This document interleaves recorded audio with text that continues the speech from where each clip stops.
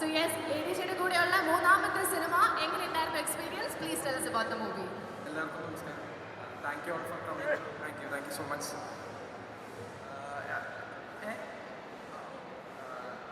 എഡിജയുടെ കൂടെയുള്ള മൂന്നാമത്തെ സിനിമയാണ് ജോവാൻജോ 18+ റൊമാൻസ്. സപ്പോർട്ടാണോ സൈഡിൽ? അപ്പോൾ എല്ലാവരും പറഞ്ഞ പോലെ എനിക്ക് എഡിജനെ നല്ല പരിചയമുണ്ട്.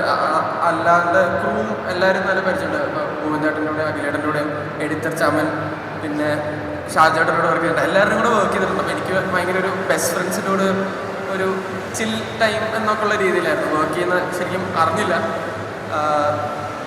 ഈ ട്രെയിലർ പോലത്തെ ഒരു സിനിമയാണ്. ട്രെയിലർ ആക്ച്വലി സിനിമയുടെ ഒരു മീറ്ററും എന്താണ് സിനിമ എന്നുള്ളൊരു മൂഡൊക്കെ ആ ട്രെയിലറിലുണ്ട്. ഡയറക്ടർ പറഞ്ഞ പോലെ അതും അതിന് കുറച്ചും കൂടെ എക്സ്പെക്റ്റ് ചെയ്ത് വന്നാൽ സാറ്റിസ്ഫൈഡ് ആയിരിക്കും. കുറേ കോമഡി, ആക്ഷൻ, സോങ്സ് എല്ലാം ഉണ്ട്. എല്ലാവർക്കും ഇഷ്ടപ്പെടുമെന്ന് പ്രതീക്ഷിക്കുന്നു. എല്ലാവരും ട്രെയിലറൊക്കെ കണ്ടിട്ട് പറ എന്താണ് ഇഷ്ടമായോ. Thank you. സോ ട്രെയിലർ കണ്ടിട്ട് ഞങ്ങൾക്ക് തോന്നി ഇതിൽ കുറച്ച് അധികം ആക്ഷൻ ഒക്കെ ഉണ്ടെന്ന്. ആദ്യമായിട്ടാണോ മാത്യു ആക്ഷൻ ചെയ്യുന്നത്? എങ്ങനെയുണ്ടായിരുന്നു? പാടുപെട്ടോ? കുറച്ച് പാടുപെട്ടോ. എനിക്ക് തോന്നുന്നത് 8 ഡേയ്സോളം ഫൈറ്റ് മാത്രം ഉണ്ടായിരുന്നു. അപ്പോൾ കുറച്ച് വേർത്തു. പക്ഷെ എന്നാലും ആ ഒരു റിസൾട്ട് നമുക്ക് സ്ക്രീനിൽ കാണാൻ പറ്റും അല്ലേ? ശരിക്കും മാത്യുവിന് ഒരു ഫുൾ ചേഞ്ച് ആണ് വന്നിരിക്കുന്നത്. ലുക്കൊക്കെ മാറി, ആള് കുറച്ചും കൂടി ഗ്ലാമർ ആയി, കോൺഫിഡൻ്റ് ആയി.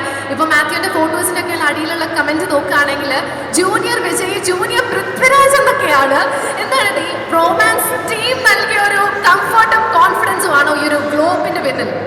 അല്ല, ആക്ച്വലി പടത്തില് ട്രെയിലർ കണ്ടപ്പോൾ മനസ്സിലായി ഓൾമോസ്റ്റ് പടത്തിന് വേണ്ടി ഈ ലുക്ക്. അപ്പോൾ ഡയറക്ടറും നമ്മുടെ മേക്കപ്പ് ചെയ്ത റോണക് ചേട്ടനും സെറ്റ് ചെയ്തപ്പോൾ എനിക്ക് ഇഷ്ടമായി. അപ്പോൾ ഞാൻ പിന്നെ അങ്ങനെ പിടിക്കാമെന്ന് വിചാരിച്ചു. ഇഷ്ടമായി, പിന്നെ ഞാൻ മാറ്റാൻ പോയില്ല എന്നൊക്കെ. All right, thank you so much Mathew. സ്റ്റേജിൽ തന്നെ നിൽക്കണമെന്ന് റിക്വസ്റ്റ് ചെയ്യാണ്. ഇനി ഈ ഒരു സിനിമയിലെ മറ്റൊരു താരത്തെ വേദിയിലേക്ക് സ്വാഗതം ചെയ്യാണ്. നമുക്ക് എല്ലാവർക്കും ഒരു